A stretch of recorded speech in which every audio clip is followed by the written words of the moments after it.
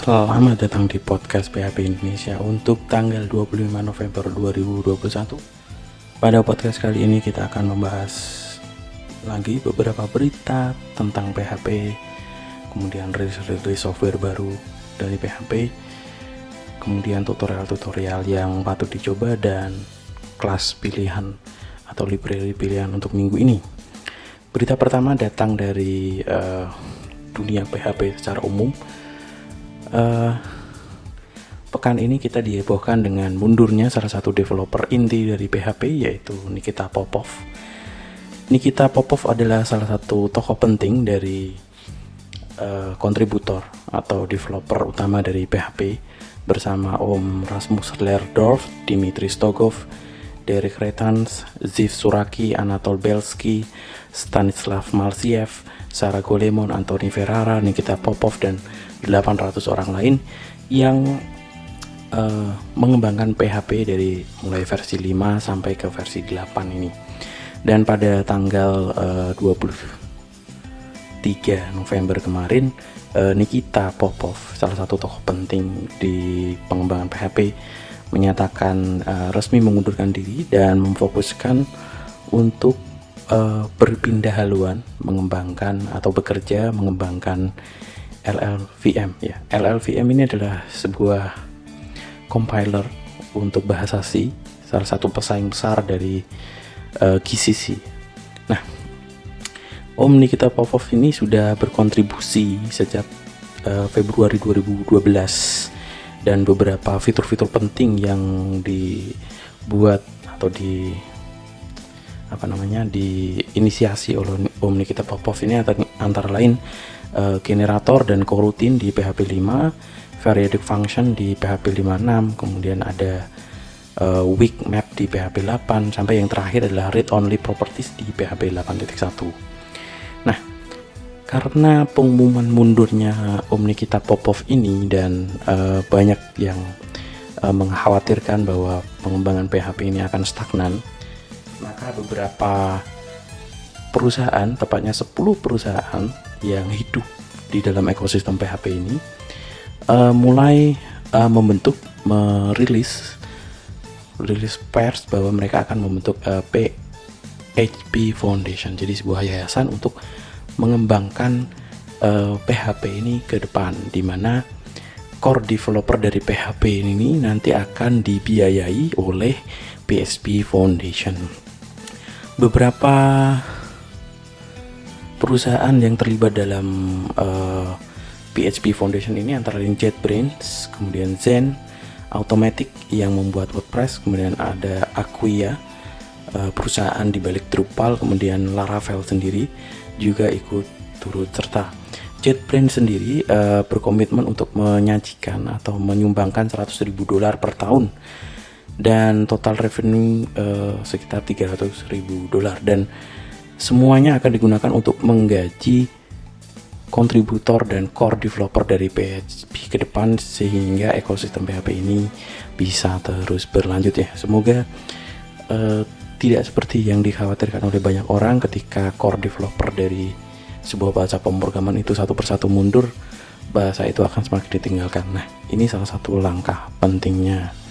Kemudian berita ketiga, dirilisnya Laravel 8.73, di mana pada iterasi minor terakhir ini Laravel menambahkan sebuah filter untuk memblokir file dengan extension .var, jadi lebih secure.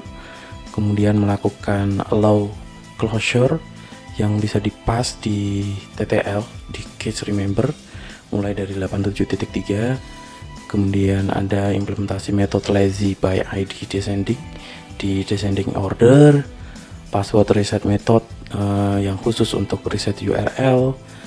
Kemudian catatan rilisnya bisa dibaca resmi ya, dan seperti ini. Silahkan dibaca sendiri, silahkan diupdate projectnya, silahkan dipelajari.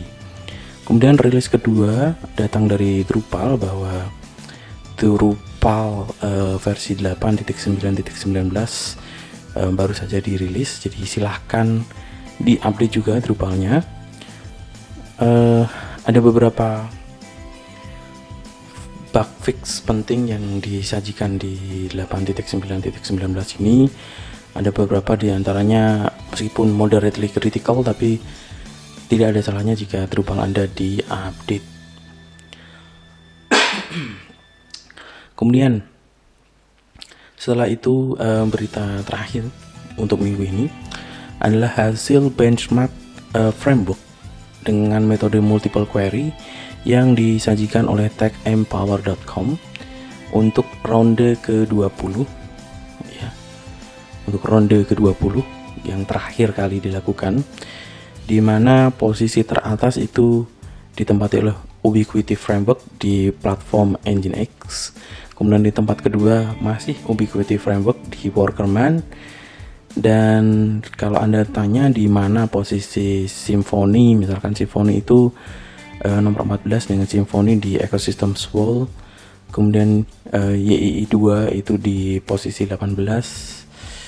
Symfony sendiri ada di posisi 22, Zen Framework di 23, Lumen di 24, Laravel itu di 26, dan Laravel saja itu di posisi 31.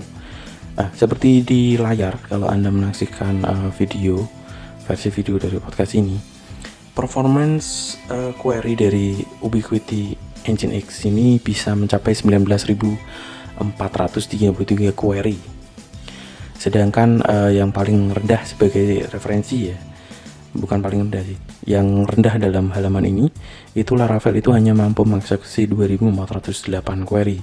Nah, tentunya ini adalah sebagai gambaran saja bahwa ada loh framework yang lebih cepat daripada Laravel, dan keputusan terserah di masing-masing programmer kan mau pakai framework apa. Tapi dari benchmark ini kita tahu bahwa framework tercepat saat ini adalah Ubiquity Framework, begitu. Kemudian untuk tutorial minggu ini datang dari Om Hansi tentang bagaimana cara membuat RESTful API menggunakan Symfony 5 dan PHP 8 ya. Jadi kita bisa menggunakan Composer untuk membuat projectnya. Silahkan simak, linknya ada di deskripsi di bawah. Dan segmen terakhir untuk minggu ini adalah kelas atau library pilihan. Yang menarik menurut saya adalah PHP Node.js ya, sebuah wrapper yang akan mengeksekusi code Node.js di dalam source code PHP. Lebih lengkapnya seperti ini, lebih jelasnya ada di contoh ini ya. Silahkan saksikan dalam versi video di YouTube. Jadi kita akan bisa menjalankan script JavaScript yang dalam framework Node.js di dalam PHP. Jadi kita bisa melakukan seperti ini, echo PHP Node.js run. Nah, run ini di dalamnya adalah script Node.js.